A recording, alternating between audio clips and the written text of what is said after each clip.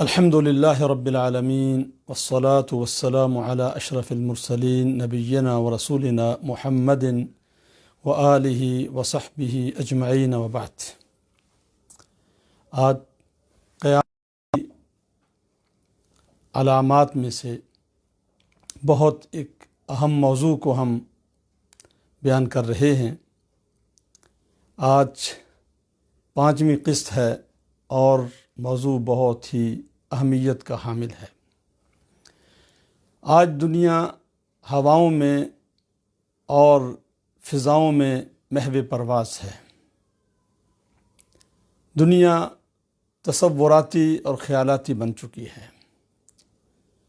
آج سامان تعیش زیادہ سے زیادہ جمع کرنے کی دوڑ لگی ہوئی ہے. لوگ ضرورت کے لیے گاڑیاں نہیں خرید رہے بلکہ نام و نمود کے لیے، شہرت کے لیے، پرسنالٹی جمانے کے لیے اور عیش و عشرت کے لیے یہ land cruiser, Prado, Mercedes, BMW اور نئے نئے ماڈل جو بک کرائے جاتے ہیں، اور لوگ یہ سمجھتے ہیں کہ اب ہمیں عیش و عشرت کرنے کا موقع ملا ہے اور اس سے خوب فائدہ اٹھانا چاہیے.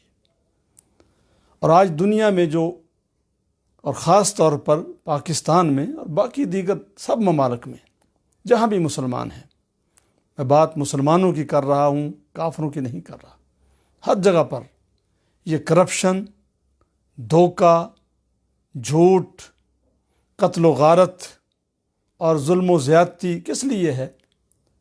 تاکہ زیادہ سے زیادہ مال جمع کیا جائے، بڑے بڑے پلازے تعمیر کیے جائیں اور نئے نئے ماڈل گاڑیوں کے جو ابھی تک مارکیٹ میں نہیں آئے ان کو بک کروایا جائے. لیکن کسی کو اپنے انجام کی خبر نہیں. اللہ رب العزت قرآن مجید میں قوم عاد کے بارے میں فرماتے ہیں لعلکم تخلطون، کہ تم بڑے بڑے محلات اور بڑی بڑی بلڈنگیں تعمیر کرتے ہو اس لیے کہ تم نے یہاں پر ہمیشہ رہنا ہے. کہاں ہیں وہ قوم عاد جو اس تصور اور خیال سے بڑی بڑی بلڈنگیں تعمیر کیا کرتے تھے؟ پہاڑوں کے اندر وہ ان کو کھود کر اور تراش کر گھر بنا لیا کرتے تھے. آج وہ کہاں ہیں؟ اگر کوئی یہ سمجھتا ہے کہ دنیا کی اتنی رونق اور یہ حسن و جمال اور یہ ترقی اور یہ سہولتیں اور یہ بازاروں کی رونق یہ کیسے ختم ہو سکتی ہے؟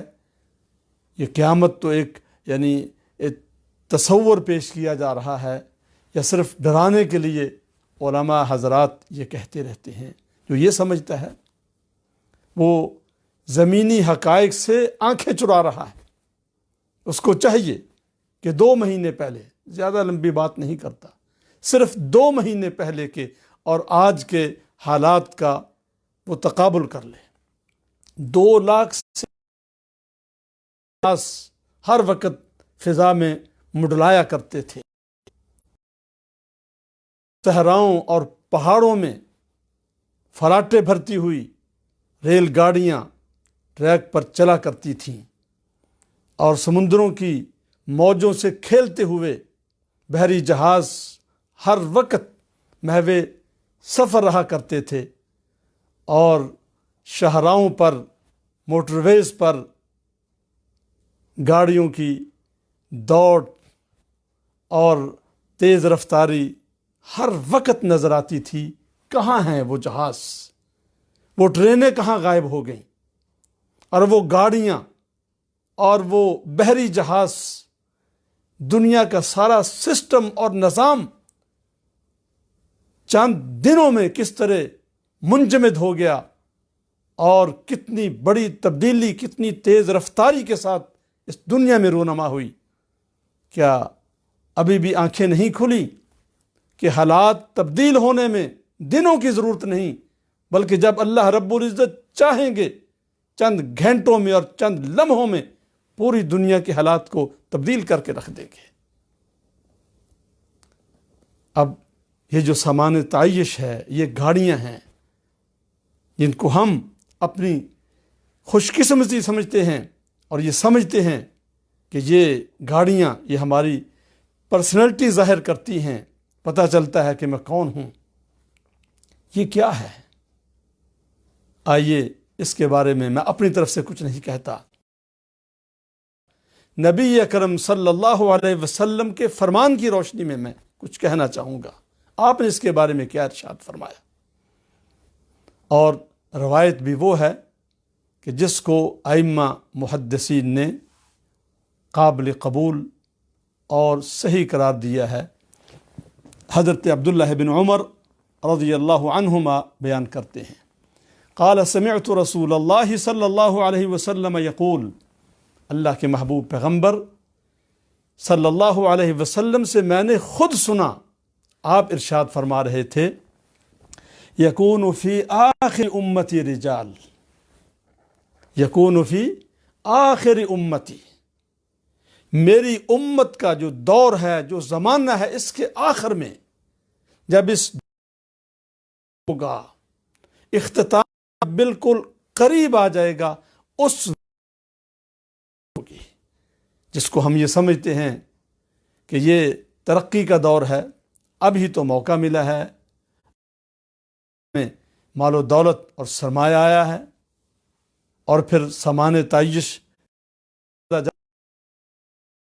ہوئی ہے، اس کے فرمایا جب دنیا اپنے اختتام کے قریب ہوگی، اس وقت یہ صورتحال ہوگی کہ رجال فی آخر امتی رجال، میری امت کے آخر میں، امت یعنی یہ چلتی چلتی یہ اختتام کے قریب ہوگی، اس وقت ایسے لوگ ہوں گے یا سرجن اشباہ الرحال، میری امت کے لوگ ہوں گے وہ ٹھاٹھ باٹھ اور شان و شوکت والی سیٹوں پر اور زینوں پر، جس طرح کے اسواریاں ہیں اس دور کی جو اسواریاں تھیں، فرمایا ان کی طرح یہ نہیں ہوں گی، ان کے مشابہ اور اسواریاں ہوں گی، لیکن سرج وہ زینے ہوں گے، وہ سیٹیں ہوں گی، اور وہ بہت ہی خوبصورت ہوں گی، ان پر وہ بیٹھا کریں گے، ان پر وہ اسوار ہوا کریں گے، ینزلون علی ابواب المساجد، اور ان پر سوار ہو کر وہ کہاں آئیں؟ وہ مسجدوں کے دروازوں پر اپنی ان اسواریوں سے اترا کریں گے۔ اب بتائیے اس کی تعبیر کیا ہو سکتی ہے؟ ان گاڑیوں کے علاوہ کس چیز کے ساتھ تشبیہ دی جا سکتی ہے؟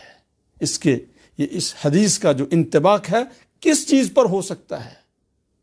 اونٹ نہیں ہے کہ وہ مسجدوں کے سامنے اور ان سے اوپر سے لوگ اتریں، نہ ہی ان کے اوپر اتنی خوبصورت سیٹیں اور زینے۔ مشابت دی آپ نے کہ آج اونٹ ہیں، لیکن اس وقت اسواریاں اور ہوں گی، ان سے لوگ اتریں گے، نازل ہوں گے، اور وہ مسجدوں کے دروازوں کے سامنے لا کر ان کو کھڑا کیا کریں گے، اور وہاں سے وہ اتریں گے۔ کون ہیں یہ؟ کافر نہیں ہے۔ مسجد میں کون آتا ہے؟ مسلمان آتا ہے، وہ آتا ہے۔ اب سنیے ان نمازیوں کے بارے میں اللہ کے محبوب پیغمبر علیہ الصلاۃ والسلام نے کیسی بات فرمائی جو کھڑے کر دینے والی ہے۔ فرمایا نساؤہم کاسیات عاریات، یہ نمازی ہے، یہ مسجد میں آتا ہے اور مسجد کے سامنے گاڑی کھڑی کرتا ہے، پراڈو سے، لینڈ کروزر سے، مرسیڈیز سے، یہ ٹویوٹا سے، ہونڈا سے، ایک نئے ماڈل کی گاڑی سے اترتا ہے، اور یہ اپنے آپ کو نمازی سمجھتا ہے، اور مسجد میں آ کر یہ نماز پڑھتا ہے، اللہ کی عبادت کرتا ہے۔ اللہ کے محبوب پیغمبر گھر کی حالت یہ ہے کہ ہیں وہ برہنہ ہیں، لباس پہنا ہوا ہے، لیکن ایسا ٹائٹ لباس، ایسا باریک لباس اعضاء کو ظاہر کرنے والا ہے، بے پردہ لباس، پردے والا لباس نہیں۔ آدمی نمازی ہے، مسجد میں آتا ہے، بہت دور سے تشریف لاتا ہے، اور گاڑی کا پٹرول جلا کر مسجد میں آتا ہے، صبح بھی یہ اٹھتا ہوگا، صبح کی نماز پڑھنے کے لیے رات کے اندھیرے میں یہ آتا ہے، یہ تو نمازی ہے، قابل داد ہے، پر میں اس کو گھر کی خبر نہیں، اس کے گھر میں کیا ہے، اس کے بچوں کا، اس کی بیوی کا، اس کی بیٹیوں کا، اس کے بیٹوں کا لباس کیسا ہے؟ پھر میں ان کی عورتیں جو ہیں لباس تو پہنا ہوا ہوگا لیکن برہنہ ہوں گی، علی رؤوسہم کاسنمۃ البخت العجاف، پھر میں ان کے سروں کے اوپر جوڑے ہوں گے جس طرح کہ اونٹ کی کوہان ہوتی ہے بڑے بڑے، یہ ان کی حالت ہوگی۔ وہ برہنہ ہے، لباس پہنا ہوا ہے، لباس پہنا ہوا ہے، باریک ہے، لباس پہنا ہوا ہے لیکن فیشن والا لباس ہے، دوسروں کو دکھانے کے لیے، حجاب یا پردے کے لیے نہیں ہے، شرم و حیا والا نہیں ہے، بلکہ شرم و حیا کو غارت کر دینے والے لباس ہے۔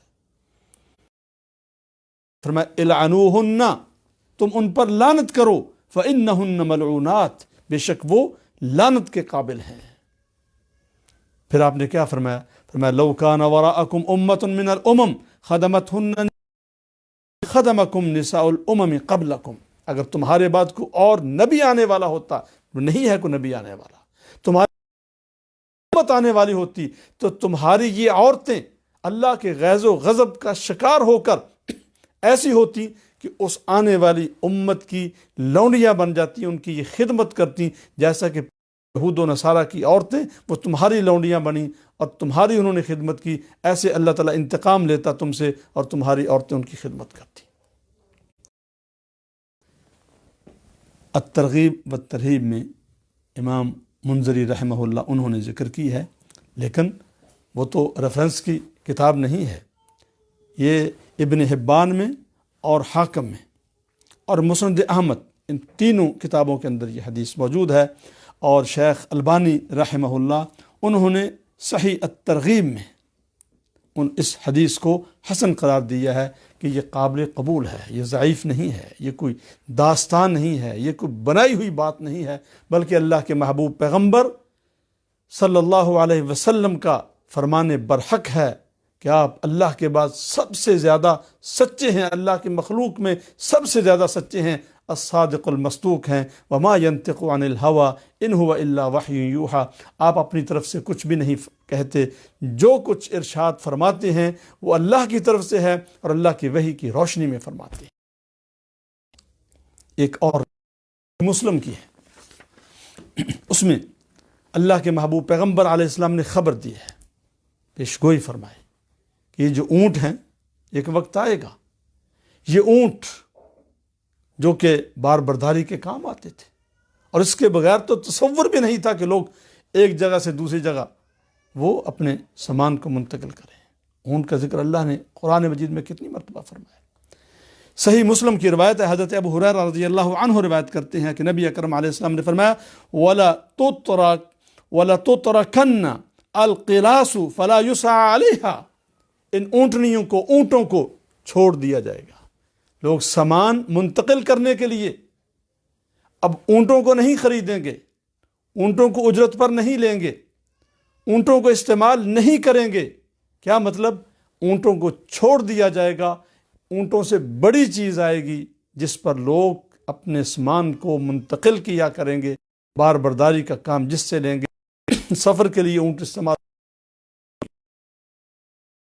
کے لیے، بار برداری کے لیے اور دیگر ضرورتوں کے لیے میں چھوڑ دیا جائے گا۔ ان ضرورتوں کے لیے پھر اونٹ استعمال نہیں ہوں گے اور ہوں گے۔ اور وہ کیا چیز ہے اس کا متبادل؟ اونٹوں کے بعد کیا آیا ہے؟ جو اونٹوں کے چرواہے تھے، سب سے پہلے کیا اور سب سے اعلیٰ اور نفیس ماڈل کیا انہوں نے نہیں خریدے؟ ہمارے ہاں تو پھر بھی یہ جو خوشحالی ہے یہ ماضی قریب میں آئی ہے، لیکن اس سے پہلے جو اونٹوں کے چرواہے تھے، جنگلوں میں اور صحراؤں میں اور پہاڑوں میں زندگی بسر کیا کرتے تھے، کیا وہ سب کچھ چھوڑ کر اب شہروں میں آ کر بڑی بڑی بلڈنگیں تعمیر نہیں کر رہے، بڑے بڑے برج نہیں بنا رہے، بڑے بڑے پلازے تعمیر نہیں کر رہے؟ اور کیا وہ دنیا کا سب سے مہنگا اور خوبصورت لباس نہیں پہن رہے؟ تو فرمایا کہ ان اونٹوں کو چھوڑ دیا جائے گا، فلا یسعى علیہا، ان سے کام نہیں لیا جائے گا، ان سے مشقت نہیں لی جائے گی، ان کو نہیں چلایا جائے گا، ان کی جگہ پر اور چیزیں آئیں گی جو کہ بار برداری کا کام کریں گی۔ اس حدیث پاک میں جو حضرت عبداللہ بن عمر رضی اللہ عنہما روایت کرتے ہیں، یہ بات قابل غور ہے۔ ایک طرف آپ نے اشارہ کیا، آپ نے صراحت کے ساتھ نہیں کہا کہ ایسی گاڑی ہوگی، ہونڈا ہوگی اور یہ پراڈو ہوگی، ٹویوٹا ہوگی۔ یہ تو نبوت کی شان نہیں ہے۔ نبوت کی شان تو یہ ہے کہ آنے والے حالات کی ایک منظر کشی ایسے انداز سے کی جائے کہ لوگ سمجھ جائیں کہ اب ہم آخری دور میں ہیں، جو کچھ ہمیں کرنا چاہیے کر لینا چاہیے، اپنی آخرت کی تیاری کر لینا چاہیے۔ قیامت کے علامات ذکر کرنے کا مقصد یہ نہیں ہے کہ ایک لوگوں میں ایک دہشت پیدا کی جائے یا ریٹنگ بڑھائی جائے، ویوز بڑھائے، نہیں، میرے بیانات کا مقصد یہ نہیں ہے۔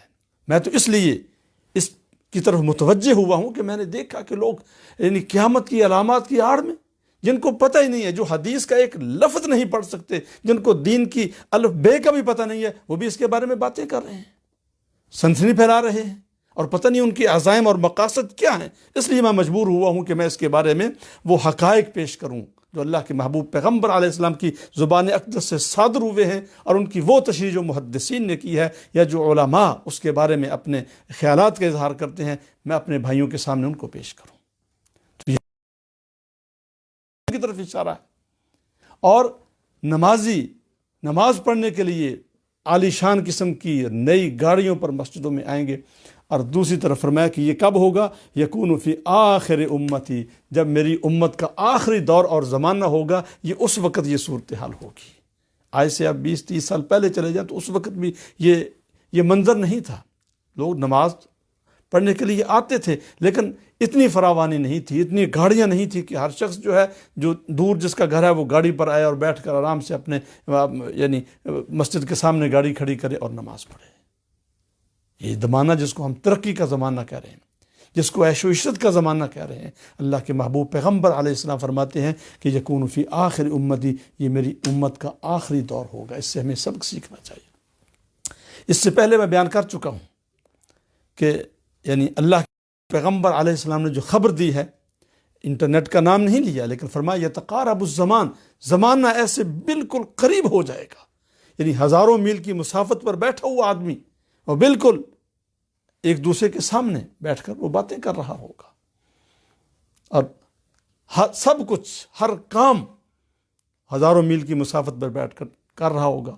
آج لاک ڈاؤن ہے پوری دنیا میں، لیکن کام ہو رہا ہے۔ دفاتر پھر بھی ایک امریکہ میں ہے، اور دوسرا ملائیشیا میں، انڈونیشیا میں، اور پاکستان میں، انڈیا میں، اور مشرق وسطیٰ میں، جہاں بھی ہے، آپس میں لنک ہے، باتیں کر رہے ہیں، دفتر کھلا ہوا ہے اور وہ کام کر رہے ہیں۔ تو یہ انٹرنیٹ کی طرف اشارہ تھا۔ اور دوسرا، آج ہر شخص کے ہاتھ میں موبائل ہے، بلکہ یہ تو اب لازمی جز بن چکا ہے، انسان کی زندگی کا حصہ بن چکا ہے۔ اس نے جو دور دراز قریب کر دیا ہے، اور جو قریب والے ہیں ان کو دور کر دیا۔ ایک گھر میں بیٹھے ہوتے ہیں افراد، یہ موبائل پر اپنا موبائل کھول کر کچھ دیکھ رہا ہے، پڑھ رہا ہے، سن رہا ہے، اور دوسرا ایک گھر میں 4-5 افراد ہیں تو سارے مصروف ہیں اور الگ الگ ہیں، قریب ہونے کے باوجود ایک دوسرے سے اجنبی ہیں، اور جو بہت دور ہیں، جو ہزاروں میل کی مسافت، وہ قریب ہیں۔ یہ اس نے آ کر سب سے بڑا کام کیا ہے، سب کو اتنا مصروف کر دیا ہے کہ انسان کو کوئی خبر نہیں کسی کی، اپنے آپ سے بھی انسان کو بے خبر کر دیا ہے۔ اب انسان کیا ہے؟ یعنی اقترب للناس حسابهم وهم فی غفلۃ معرضون، جو غفلت اور اعراض کا اللہ رب العزت نے ذکر فرمایا ہے، آج موبائل نے اس کی تصدیق کر دی ہے۔ ہر شخص کو اپنے آپ سے، رشتہ داروں سے، اپنے گھر سے، سب سے غافل کر دیا ہے، تو آخرت سے تو غافل ہونا ہی ہونا ہے۔ بہرحال یہ ضرورت بھی ہے، تو یہ نہیں کہ یہ حرام ہے یا ناجائز ہے، نہیں، ایسی بات نہیں ہے۔ جو اس کو ناجائز استعمال کرے گا اس کے لیے یہ حرام ہے، جو اس کو اچھے کام کے لیے استعمال کرے گا، اس سے دین پھیلایا جا رہا ہے، اور ہم پھیلانا چاہتے ہیں، حقائق پیش کرنا چاہتے ہیں، انشاءاللہ ہمیں اس کا اجر و ثواب ملے گا۔ اس کو بھی صحیح استعمال کرنا چاہیے، غلط استعمال کرنے سے۔ اس کے بارے میں بھی اللہ کے محبوب پیغمبر علیہ السلام کا کوئی فرمان ہے؟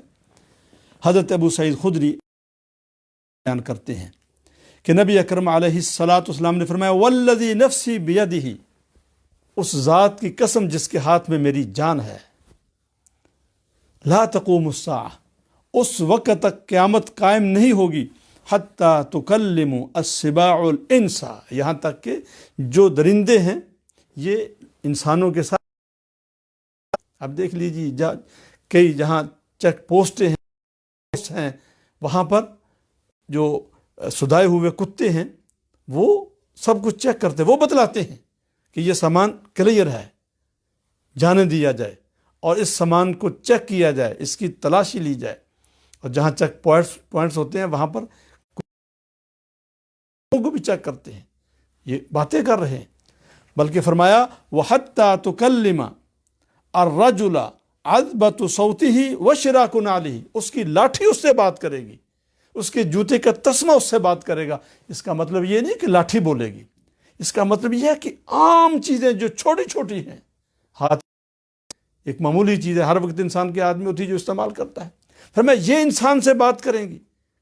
اشارہ ہے ریموٹ کنٹرول سسٹم کی طرف کہ انسان اپنے ہاتھ کے ساتھ اب جہاں لے کر کھلونوں تک جو چیزیں جو ہیں وہ ریموٹ سے چلائی جا رہی ہیں۔ یہ ڈرون سسٹم یہ کیا ہے؟ یہ ریموٹ ہے، اور یہ گویا کہ آدمی جیسے چلاتا ہے اس طرف یہ چلتے ہیں، کھڑا کرتا ہے کھڑے ہو جاتے ہیں، کرتا ہے تیز دوڑتے ہیں، اڑاتا ہے تو یہ اڑتے ہیں، اور نیچے اتارتا ہے تو نیچے اتراتے ہیں۔ گویا کہ یہ باتیں کر رہے ہیں، انسان کی بات کو، انسان کے آرڈر کو فالو کر رہے ہیں، اس کو سمجھ رہے ہیں۔